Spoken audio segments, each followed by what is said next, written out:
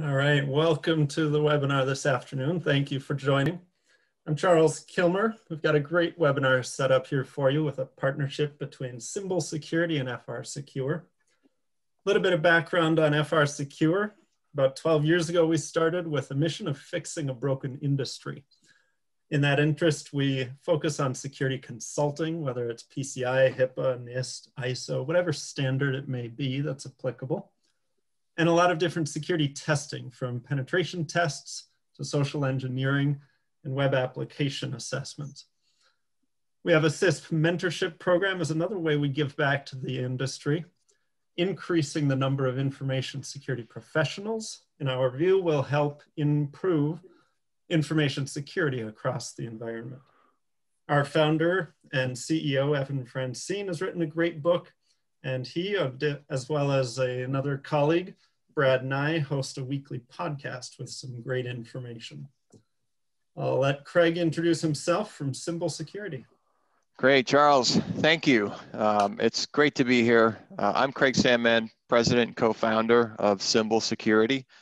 We are a security awareness training company. We're a SaaS-based organization. That means we deliver our training and services through software. And we are focused primarily on helping organizations and their users learn about and practice cyber safety. And the last part of that's really important to us, the practice cyber safety part. We believe users and organizations reduce risk and get safer, not through necessarily just learning through viewing assets, but through practicing. And so we focus a lot on simulations. We focus a lot on very lifelike situations so that users are prepared, in essence, for the real world of cybercrime. And when they're presented face-to-face with it, they're prepared. And so I'm based here in northern New Jersey and excited about the session today. So Charles, with that, I'll send it back to you and looking forward to the discussion. All right. So myself, Charles Kilmer, I've been with FRSecure for just about 2.5 years, in information technology for about 20 years, with about 10 years of that focused on information security.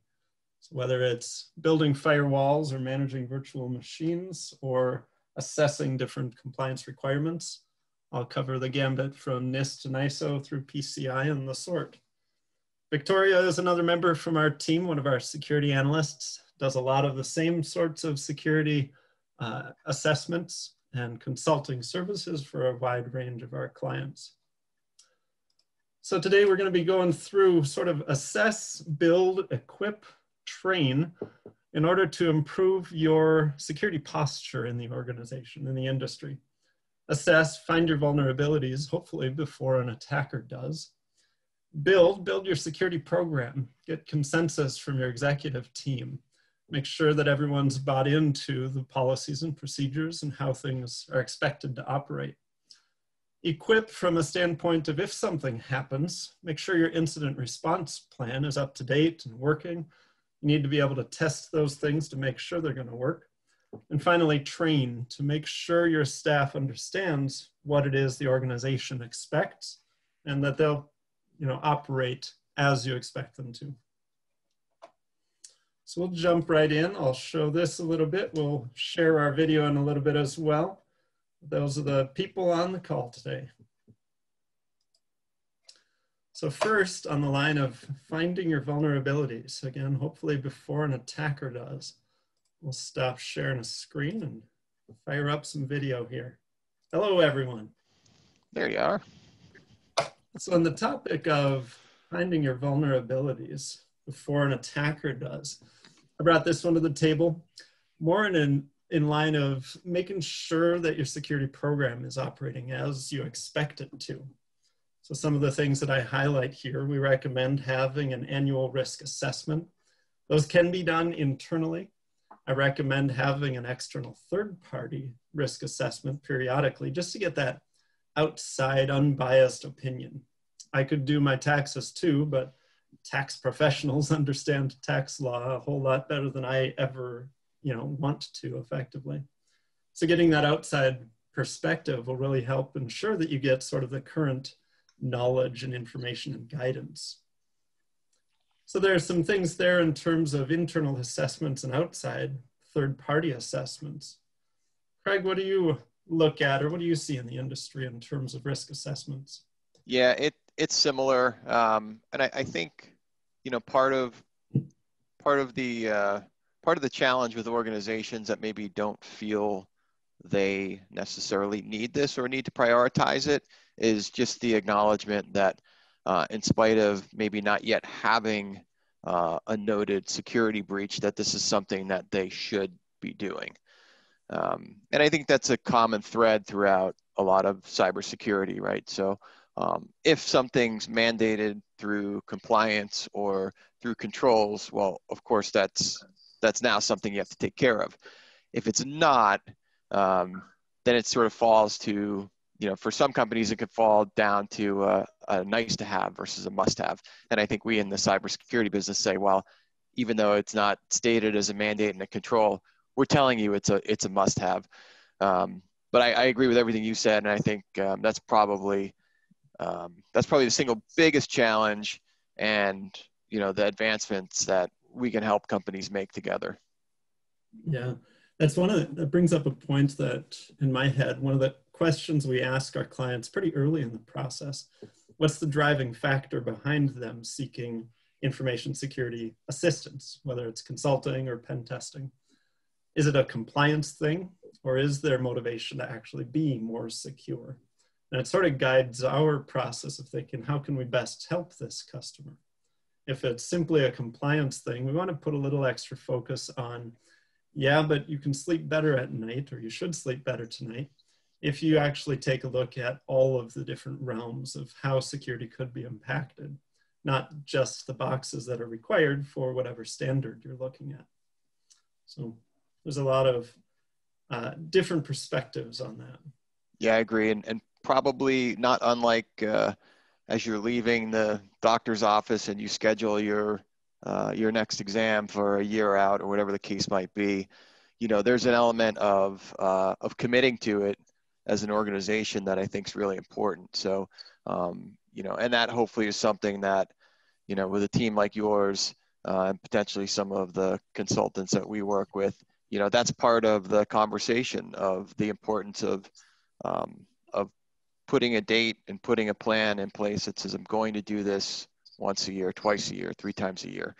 And I'm going to stick to it because, you know, there's maybe maybe sort of like leaving the doctor's office and having it all clear. It's not that exciting, but it certainly is part of your responsibility to the organization just to ensure its cyber health. And there's couldn't be a single better way to do it than to, you know, aggressively check your vulnerabilities on a regular basis. Yeah, you mentioned leaving the doctor's office, and that sort of sparks an analogy in my head. The compliance requirement is getting your teeth cleaned twice a year, but you can still get a cavity. So security would be actually brushing twice a day and flossing twice a day and not eating sugary foods. But you're meeting the compliance requirement by doing that twice a year cleaning. So interesting. Yeah, absolutely. Charles, I'm getting a good picture of how close you get to your customers. Yeah, we learn a lot. Yeah, so one other aspect of the risk assessment, it really helps provide a focus of where the organization is doing well from a security posture and where there's, as I like to put it, opportunity for improvement. I don't like to say there are good things and bad things. We are just where we are, and there's just room for improvement in every organization. I've seen some crazy things out there in terms of what people do, and I understand there's a problem to solve in the business. And there are a lot of ways to solve it, some more secure than others, some faster than others.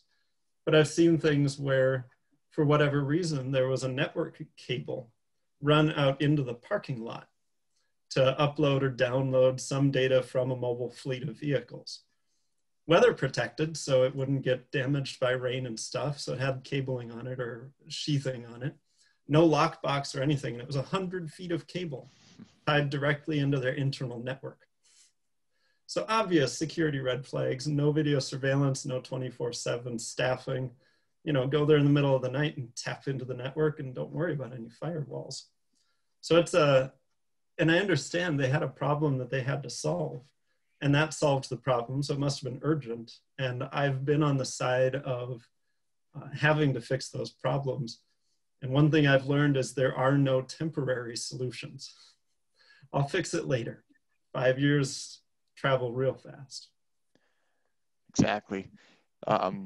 Charles, I had a question for you too, because I think, in some organizations, you might have an IT department, individual that says, hey, you know what? I don't need to hire out for this one. I'm gonna do an assessment myself.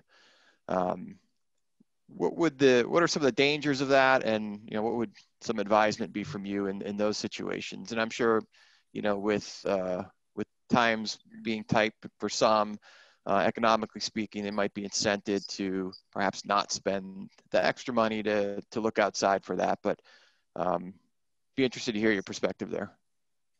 Yeah, so in terms of whether to do the assessment internally or externally, is that the question? Yeah, if that is a consideration of the client.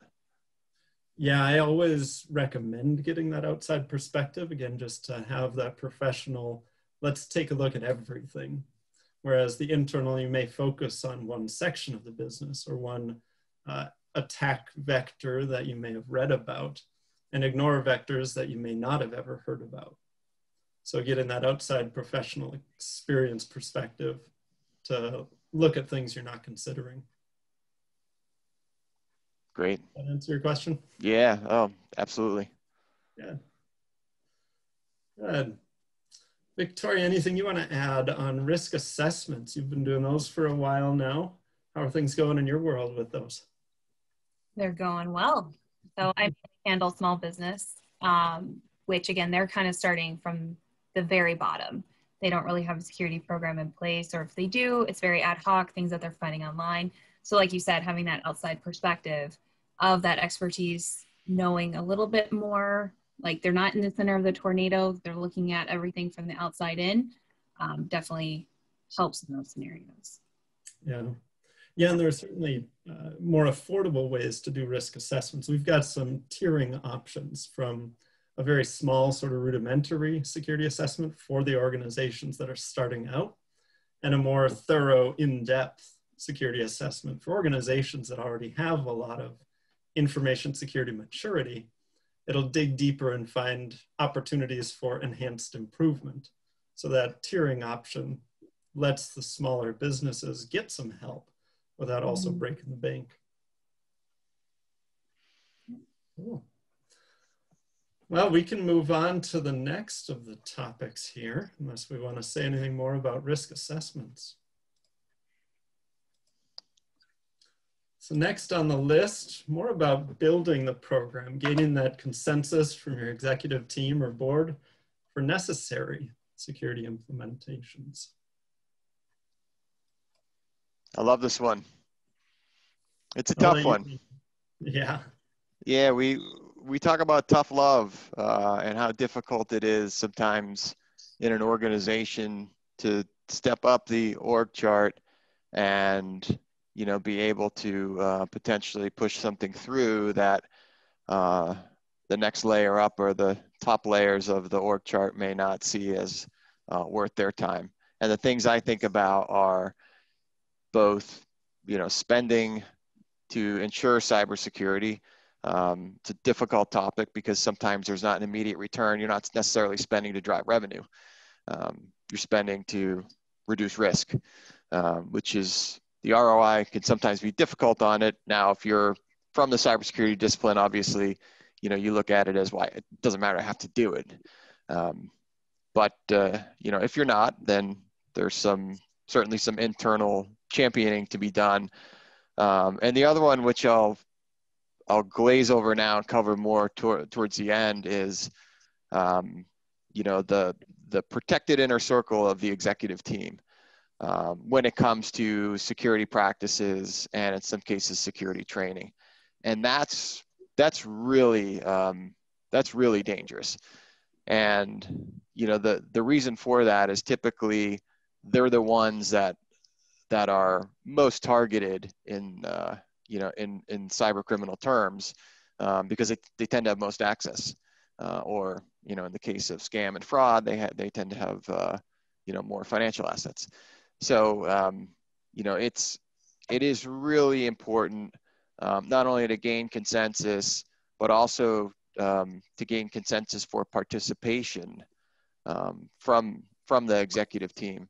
And I think that's where, Charles, organizations and Victoria like yours and Symbol, can really help with documentation, with some coaching in order to how to have that conversation, and how to turn cybersecurity into something that's accepted and supported at the executive level, so you can push forward the programs you need to, and take your executive team to the next level in terms of cyber awareness. Once they're there, it's great. I've seen organizations with very engaged, very cybersecurity engaged executive teams, and they're amazing. The engagement, when it's at a high level throughout the organization, you can usually look at the top and there's a sponsor or sponsors that are totally supportive. And the converse is true too, where, if you don't have good participation, program isn't effective, you can generally look at the top of the organization and see, passive support, if in fact there is any at all. Yeah.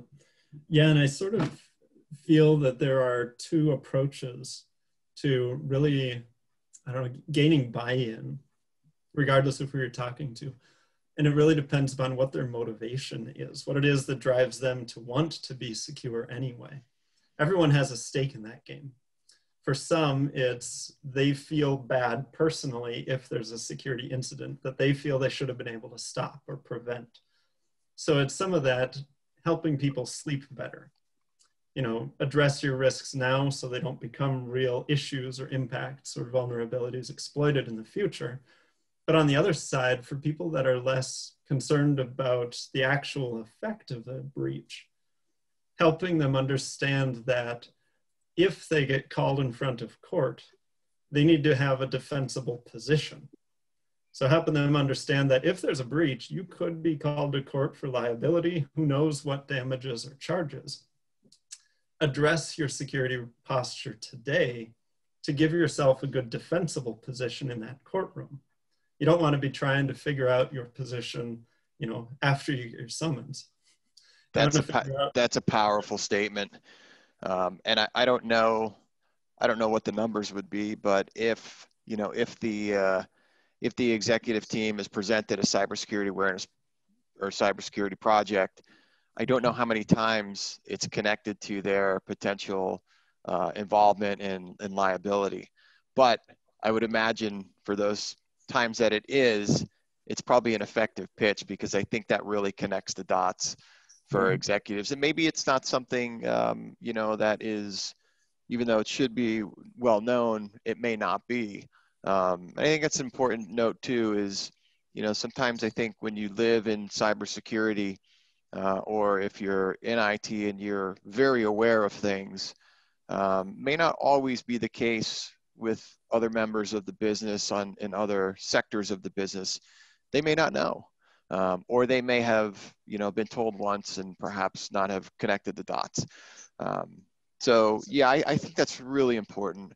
And we don't have to be fear mongers, right? But I think, simple statements of the truths of, the potential risks and some statistics around how effective, taking the first steps of cybersecurity hygiene are, can be really impactful and powerful in those discussions.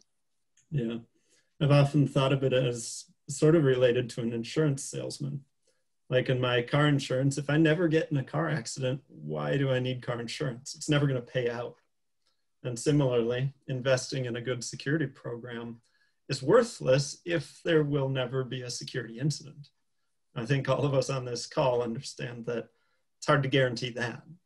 So we all expect that someday, somehow, there will be some level of a security incident. So let's figure out how much of an investment to make to prevent that, or to detect it and respond appropriately if it happens. now so that our future life is easier. Absolutely. Yeah, I couldn't agree more. And I hope for the attendees on the call, for as much as I think we can help you with, with solutions, if we can help with the internal conversations, I think that's as important as anything else that we do. Because if decision maker or executive team is really informed, that's about all we can ask for. They understand the relevance and the importance and the why that this project is being put before them. That's all we can ask for. I think what's challenging sometimes is,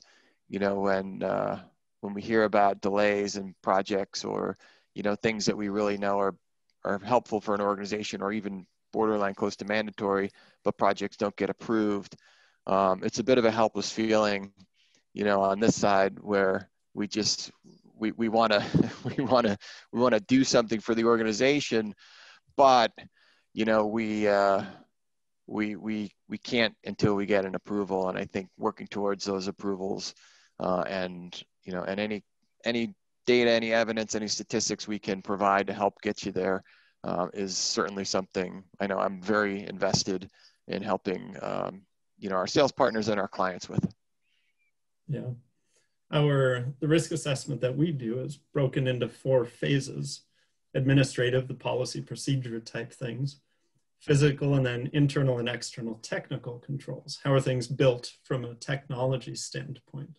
And it's really that administrative phase with the policies and people management side that really drive this whole thing, getting that executive level buy-in. Victoria, from the assessments you've done, which of those 4 phases do you see customers typically struggling with more than others? The administrative, absolutely. Yep. You knew that answer, otherwise you wouldn't have asked it. But yeah, it's the administrative part, getting the policies in place, getting the documentation in place, because everyone is, a lot of the time we're finding people are doing what they're supposed to be doing, but they're not documenting it. So if you are to win that lottery, that's usually our go-to. If you win the lottery, who's going to be able to replicate what you do? Because it's all in your head. And you're just showing maybe someone as they come along, but it's, you need to have that documentation. And it's funny because actually Evan, who's our president and founder, he did a posting on his blog not too long ago, and he's doing the alphabet. So now A was accountability. So while you guys were talking about this, and he talks about in that blog post about accountability and who it comes down to. And a lot of companies initially, when we ask them, who does the risk belong to? And you get a whole spectrum of responses. It could be, I don't know. He even pointed out it can be, well, everyone, risk is everyone's responsibility at the company. And what his whole write-up brings it down to is look at that sheet, see where the names are, where do they fall in the hierarchy. You always go to the top. So if something's going to go down, the person or the people at the top are the ones that are going to have to answer to it. So that's one way, you can kind of bring it home, a little severe, but you guys are right on target. Yeah. You mentioned winning the lottery, and I used to use, and I'm sure everybody's heard, the hit by a bus. What will you do if someone gets hit? I did. I actually used to use that too, but then I realized that's kind of dark and twisted. You got to give people a little bit more of like, well, is that the only reason I would leave? Like, well, no, I guess we could think of something more positive. Right. Lottery, get hit by a bus. Yeah, I started to worry that with as many assessments as I've done, that maybe someday the person I say that to is actually going to get hit by a bus. I'm just going to feel horrible. So if I'm going to jinx them, I want to jinx them into winning a lottery. That's nice to think that you would have so much influence. Right. It'd be a wonderful superpower. Yeah. Yeah. Anything else to add on tips or tricks on how to get executive buy-in and how to build that security program? Yeah, I guess I would close with the presentation and what I call the presentation layer. And I will talk about this one a little bit later too. But I think it's really important to, you know, to have statistics or live examples at the ready.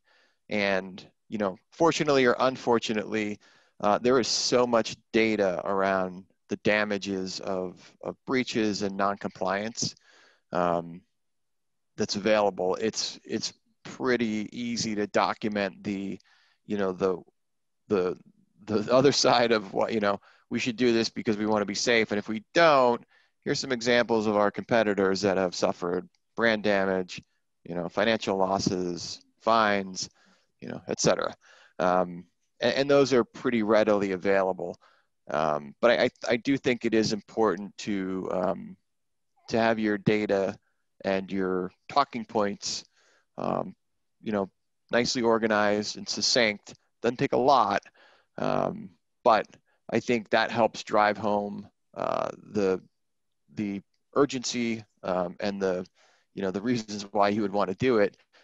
Because if I'm sitting in a chair and I maybe don't understand the importance of it on the surface, if I see the data and I see the penalties and I say, well, okay, that can't happen to us. So I guess we should move forward, or maybe you don't get a yes right there, but at least you've driven home the point that, okay, this can't, you know, I need to prevent this from happening to my organization. Yeah. And honestly, just to kind of finish piggybacking on that, is also know your audience. So if you know they're driven by numbers, throw tons of numbers at them so that they get a really perspective of what the numbers could look like in-house. Or if they're more storytelling, you know, like what is their drive? Like what would get to them? Because I know some people, you throw things at like numbers, they're just going to blank out on you and you're not going to get anywhere anyway. Do they like graphs? Do they like personal stories of people within the industry? So also keep in mind of that audience and what might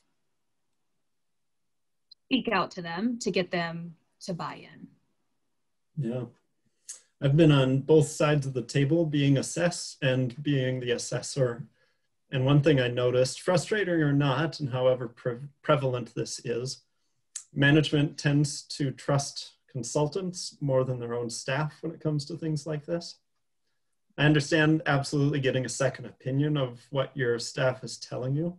We've got a nice free resource of professionals that understand a lot of this stuff. So trusting some of the staff to provide that accurate information can give you a lot of free, solid security advice. All right, perfect. We'll move on to the next topic. This one is equipping your staff, your incident response plan, making sure it's up to date and functional, especially for the 2020 security landscape. So we'll stop that sharing real quick. So this is one I brought up, and it comes to figuring out what to put into an incident response plan and program. We actually just published 3 weeks ago, I think, an incident response program template. It's about 50 pages long, so it's a beast. But download it, take a look at it. We'll make sure you get a link to it if you can't find it on the website, but I think the website's pretty easy to navigate. A lot of what I sort of consult clients on how to create an incident response program. You know, start with a nice template like this, but then filling it out is the hard part. And I like to talk to my clients about, suppose there were a security incident today. What sorts of questions would you want to be answering? You know, where did they come from? How did they get in? What did they take? What did they see? What did they do while they were in the network? What happened generally? Generally, that's the overarching question. What happened? And then a lot of specifics about supporting information about what happened. The problem with waiting until there's a security incident to ask those questions is you don't know if your systems are generating the log information to provide you the ability to answer them. So imagine there's a security incident today, figure out what questions you would want answered, and then identify if the systems are actually generating the information that will help you answer them. So this is, I think, a nice, easy way to sort of go through that scenario. Consultants can obviously help you create these and they'll guide you through this process. But I think with that little bit of information, you'll go from 0 to 50% of the way pretty quickly and cheaply. And that'll get you much better suited to respond to an incident if, knock on wood, it ever happens. What do you guys see over there from your interactions with clients? Yeah, that's good stuff, Charles. You know, this is definitely more, I'd say, in your wheelhouse than mine. But I do have a question for you as you walk through with clients and that. How challenging is it for them, if they haven't done it already today, to kind of follow through with, you know, with the next steps of doing that? So what's a typical game plan there? If client says, great, thanks, you know, we'll take a look at that. Yeah, so it's a mixed bag. And that's why we have an incident response program at FRSecure to help clients respond to incidents, because not all of them follow through. Not many are really able to handle the incident completely on their own. So having outside support will certainly help. It's a lot of work, and it's really along the lines of all the other policy discussion we just had on the previous topic. You have to get buy-in. You have to convince the powers that be in the organization that it's a worthwhile endeavor, a worthwhile project to be spending time on. And then a lot of that comes back to, you'll sleep better at night if and when there is an incident, because we've got this great incident response plan in place. We're better suited to detect it quickly and kick them out quickly. So in terms of incident response, we can do a lot to prevent a security incident. We cannot do 100%. If there were any solution that was 100% effective, information security would be solved and we could go do the other fun things we like to do. But it hasn't. So eventually, given enough time and resource, the attackers will get in. It's the only real question there is, are they really that motivated? Once they get in, how quickly can you detect their presence? So there's a side of prevention, absolutely necessary. There's a side of detection, which is also very necessary. Third, we have to be able to respond. So take a look at your information security budget. If it's 90% spent on prevention methodologies, and then 5 on detection and 5 on response, when the attacker gets in, how well will you be able to detect it and respond to the incident? So look at your budget and balance as much as you can what you're doing on the prevention, detection, and response side of the world. And then implement that incident response plan to better equip the organization to respond effectively. But I think it's real easy to buy those blinky lights and the next generation antivirus. And those are all prevention technologies. If and when they find a way to get around them, you need to be able to detect and respond. Charles, how often, and Victoria, maybe how often do you have to help clients that maybe have purchased some of the technology tune it and customize it to work for them? So yeah, we do some help to evaluate configurations. So a hot one there is Azure and AWS, Office 365, these cloud technologies that are very popular. And I think that you provide a lot of benefit. They've also done a lot to focus on security, but they've also done a lot to focus on flexibility. With flexibility can come a trade-off in security. So they provide you the option to just open up port 3389 into your virtual Windows XP machine.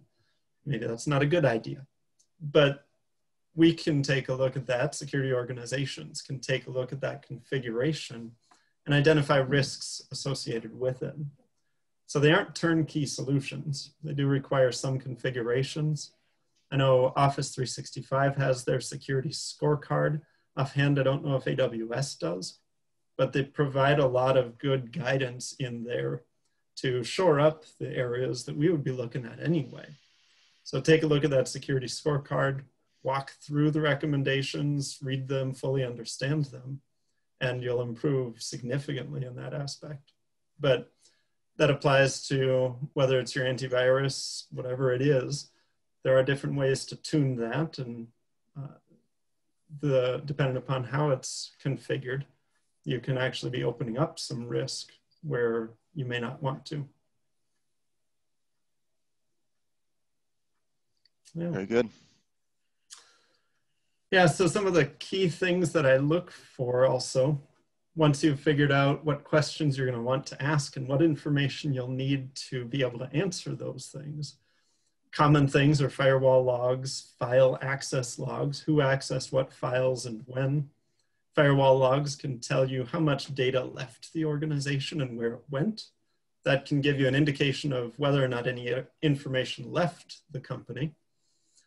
But then once you've got all that log data, is all of that log data stored in a location that the attacker could simply go and delete? Because it's one thing to have generated all the great information you will need to be able to answer the questions, and it's another thing to actually have that information available.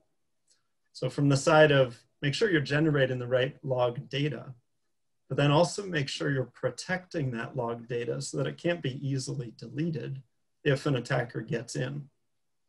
So there are a lot of great ways to do that.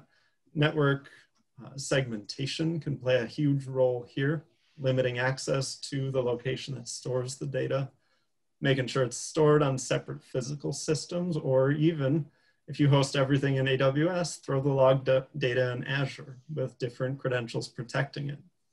Take advantage of these different platforms to create some real strong boundaries between the systems that you're protecting and the log data that will tell you what happened if and when they get breached. So, good stuff. yeah. Any other thoughts about incident response plan?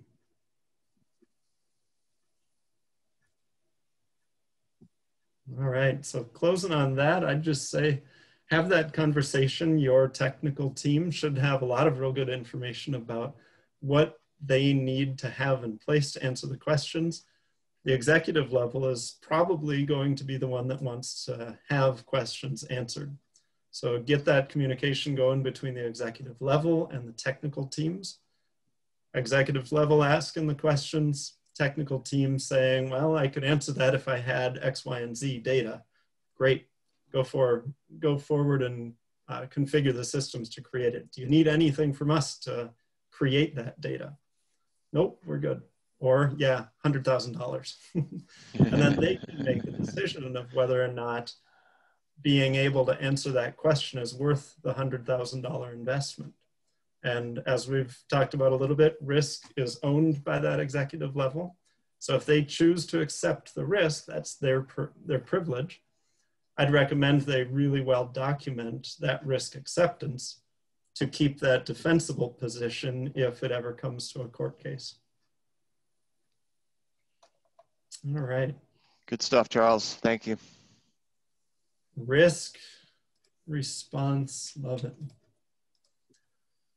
Last, on the side of training your staff, making sure all of the employees and staff understand how you want them to act.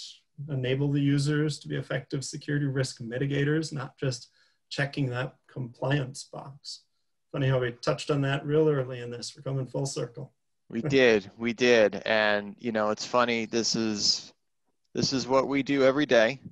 And what's, you know, not interesting, I'm being sarcastic. Nobody likes training.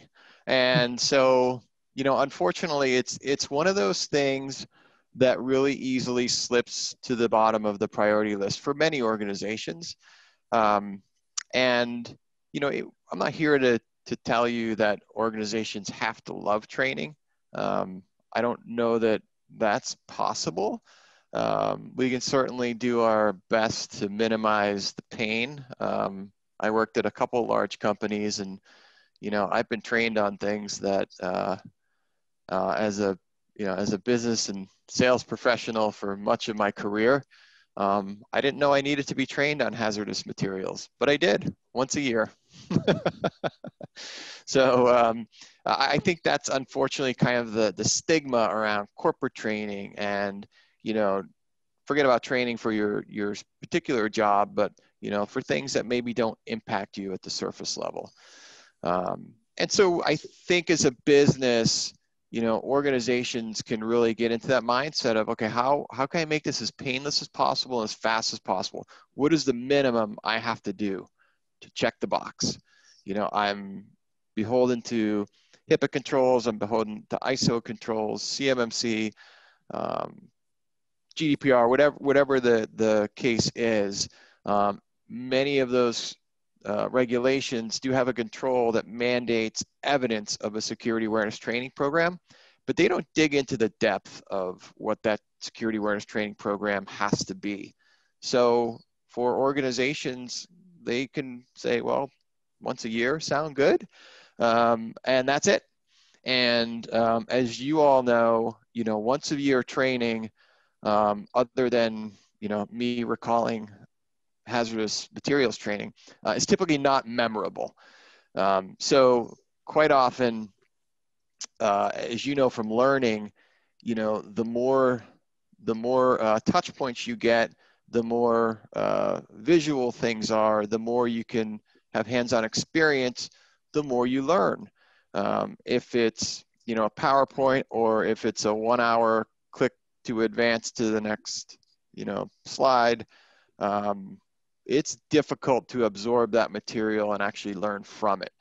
So when we say, how do we avoid checking the box, it's really about the difference between, you know, delivering a training that covers a need versus delivering effective security awareness training. And so a lot of what we do at Symbol is we try to make sure that security awareness training is effective. And that takes a few different ingredients. And I think we can spend a few minutes talking about those ingredients. The first one is frequency. And I think this one catches people by surprise, because I think the first thing they think of is, well, it has to be good training. Like, either has to be funny so I can remember it, or it has to be good so that, you know, I'm learning something, not just being told something that I kind of already know. So, you know, don't give me one-on-one training. I want to learn something. Give me like the net, you know, the couple levels in. The biggest thing is frequency. And frequency, like anything else, if you were, you know, a musician learning to play, you're trying to pick up another language, you need constant touches, not constant, but frequency, so it builds muscle memory. And one of the muscle memory things that is really important in security awareness training, particularly in detection of phishing, is to be able to glance up to sender name and take a look at where that's coming from, maybe even click on sender name to get the full view of the email address. That is a muscle memory thing, because advertisers and cyber criminals, they do the same thing. They want to draw your attention away from that to the fantastic subject or image that they want you to look at and be sucked into interacting with, right? So, so frequency is really important, helps build the muscle memory. And then we get to context and style. So good training, bad training. And there's a lot there, but, you know, to take it at the surface level, you know, good training is quick, teaches something, makes good use of time. Bad training, probably the opposite of that. Either, you know, it doesn't really get to the point, or goes on too long, or is, you know, monotonous, not entertaining. We need to capture attention, and we need to create really good, memorable lessons, nice and succinct, but, you know, we need to have a takeaway there that is memorable. Another component in terms of effective training is personalization. You know, I think you guys probably see this in software across the board. It's really difficult for software out of the gate to be effective for everybody. And I think that's because it's businesses are different, people are different. What we find is really effective, almost, Charles, like how you were walking through the incident response plan and having involvement from the company, your client, to say, okay, this is what I would like to see. Well, in some ways, there's almost that interview process in awareness training that is, well, where do you think you're vulnerable? Like, what kinds of things do you see that your guard would be down? That maybe if, an imposter slipped in with a similar message or with a, manipulation, that you may not be aware. So the personalization of both, the simulations and also the training. So making sure the trainings are relevant for the individuals or for the groups really, really can make a difference between, mandatory training and effective training. And so I think that's really, it's a large summation, but to me, those are the differences between, security awareness training and an effective awareness training program. So I don't know if that triggered any questions or thoughts from either from you guys on the panel or out in the audience, but certainly something that we're passionate about here. And we've seen the results, and it's really exciting when we see, an organization catch on and they start to get into it. I actually just had somebody today, we had launched a campaign for their company. They spent some time on tailoring the situation. We said, good, we've got this looks good, this looks good.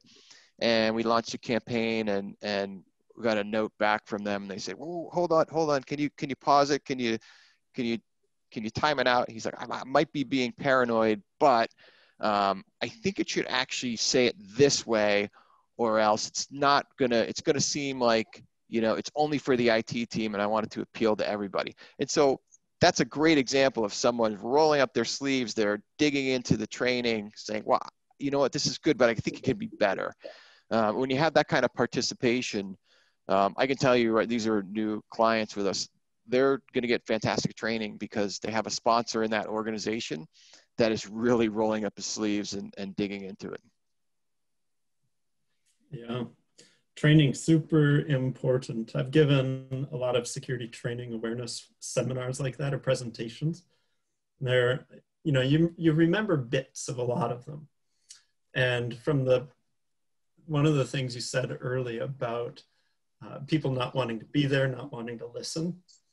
There was this one person, I went sort of on a tour for one of the larger clients around the city. It was 13 locations with a presentation, hour-long presentation at each over 2 days. So I was a bit exhausted, and it was very muscle memory by the end. One of the locations only had like 4 people in the audience, and it was done in their break room. And one of the people was sitting there, legs crossed, arms folded, didn't want to be there, and all ready for it to be done. But my opening slide was about my garden. And the moment she saw the garden on the screen, she was like, oh, very interesting. Could engage the rest of the presentation. So I agree with that customization, getting some insight to what's your audience look like can help cater the presentation to what's important to them, what they care about. And if it appeals to them on a personal level, they're going to be real engaged from the start and hopefully remember more as a result. So they're fun to do. Yeah, definitely. They're fun. The personalization's hugely important. We will actually do a fair amount of customizations for clients, makes us a little bit unique. So whereas many in the security awareness training space will say, here's my library of X thousand templates, one of them is going to be good for you.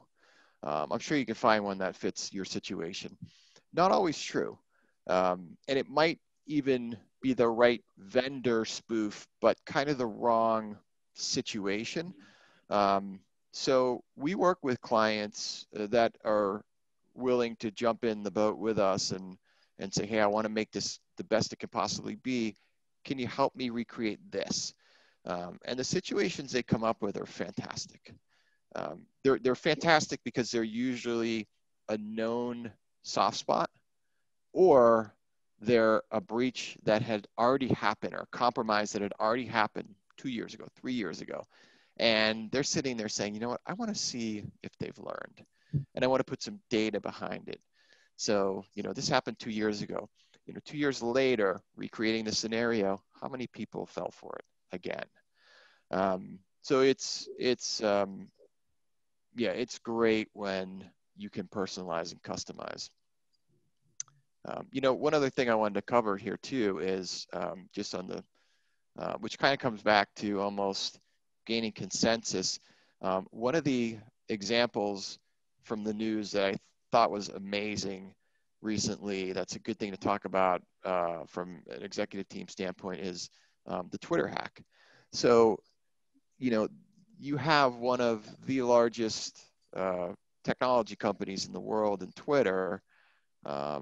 And in that situation, you had a single admin with, you know, controls across the entirety of all the profiles on Twitter, getting manipulated over a phone call with a teenager. And I think that right there tells you, okay, do you think Twitter was concerned about IT security as an organization? Of course they were. You know, they're protecting all this data and mining all this data, and they had, you know, millions and millions of dollars sitting behind them. Probably had amazing professionals. I'm sure they had, you know, all of acquired, you know, incredible amounts of security software and processes and controls. But it goes to show you that there are, if you're not careful, there are vulnerabilities, and that is something that should have been tested and could have easily been tested. You know, a scenario that could have easily been tested. And I think not every organization is going to have the resources that Twitter does. So, you know, they may not be able to, you know, spend the amount of time and money, you know, to continually test vulnerability tests, people test, you know, security awareness training tests. But there are certainly situations that you can recreate to test a percentage of those and get a sense of where the organization's at and what holes you might need to fill or gaps you might need to fill. So I love that because, you know, I think it has all the great ingredients. You have this massive organization, highly technical, lots of access, and then a kid on the other end. Well, that's sort of like SANS, you know, the security group SANS. Right. They got phished. And of all companies to have high training and security and knowledge, someone did a phone call, social engineered, got in, Right. hacked the craziness out of them. And, you know, so no matter how big you are or how well, you know, if they can get phished and manipulated, clearly then everyone can use some help. Exactly. Yeah. And I think the game for, you know, even a SANS or, you know, a security focused organization is, look, there's no perfect, you know, there is no zero risk. Your job as security professionals is to train, to build process, to implement technology, to drive risk down as much as possible statistically. Doesn't mean that you're at zero, but, you know, I think there's only so much you can do as an organization. And I'm not as familiar with the SANS situation, but the Twitter situation certainly is one where you could say, you know, they missed some controls there and some processes. SANS I'm not as familiar with, but I think with a lot of organizations, you know, there's scenarios where an effective cyber criminal is probably going to win if they want to. But can you, you know, make their life really difficult? Yeah, you definitely can. And I think that's the goal, right? To, you know, arm your employees, build processes, and implement controls that just make a cyber criminal hopefully say, it's like, kind of like protecting your house, you know? A criminal comes up to your house, sees cameras, you know, sees lock structures in place and lights come on and they say, you know, I don't think I'm gonna hit this house tonight. Let me let me go on and try another target. You know, I think that's maybe not the rosiest scenario because we want to be 100%, but certainly, you know, if we've trained an organization, put process and controls in place to the point where, you know, cyber criminal says, geez, maybe I'll move on to a different organization, then we've done our job, right? Yeah. Well, excellent conversation today. We're coming up on time and want to be respectful of our attendees' time. Maybe we'll go around and see if each of us have some last remarks to close out, and then we'll respond to any questions that get brought up. We don't have any questions in the chat right now, so if any others get asked, we'll respond to them over email. How about you, Craig? What are your last takeaways that you want everyone to leave here with? Sure. Thank you, first of all, Charles and Victoria. This was fun. I'd say my takeaway, given it's National Cybersecurity Awareness Month, is really just about taking a moment to maybe personally improve. Let's forget about business for a second, but personally improve your cybersecurity posture.